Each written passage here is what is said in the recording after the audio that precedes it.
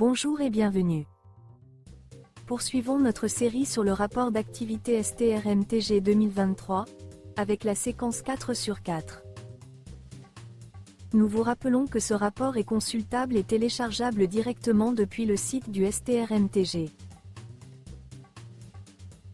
Pour cette dernière séquence sur le rapport d'activité STR-MTG 2023, nous avons choisi de nous intéresser au chapitre 5 sur les pathologies et les accidents qui comporte 3 chapitres. Le premier chapitre est consacré à partage.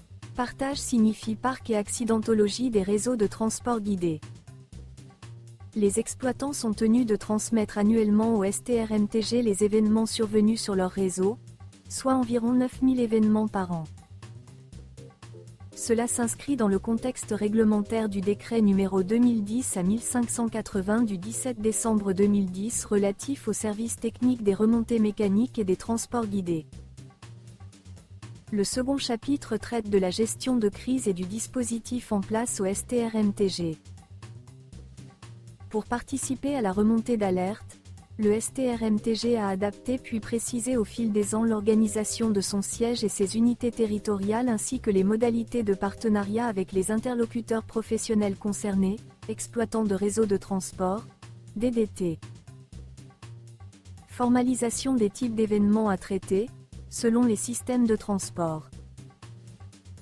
Rédaction de fiches réflexes spécifiques fixant le rôle de chaque acteur. Recours à des astreintes pour les événements survenant hors heures et jours ouvrés. Et le troisième chapitre aborde les recommandations pour le traitement des problèmes détectés sur le parc. En 2023, le STR-MTG a ainsi publié 6 recommandations, demandant la mise en œuvre de contrôles, le remplacement de composants ou la mise en place de sécurisation sur certains composants. De nombreuses autres analyses ont été réalisées, sans formalisation de recommandations. Lorsque ces analyses sont jugées suffisamment abouties, elles font l'objet d'une traçabilité dans la base de données Kern.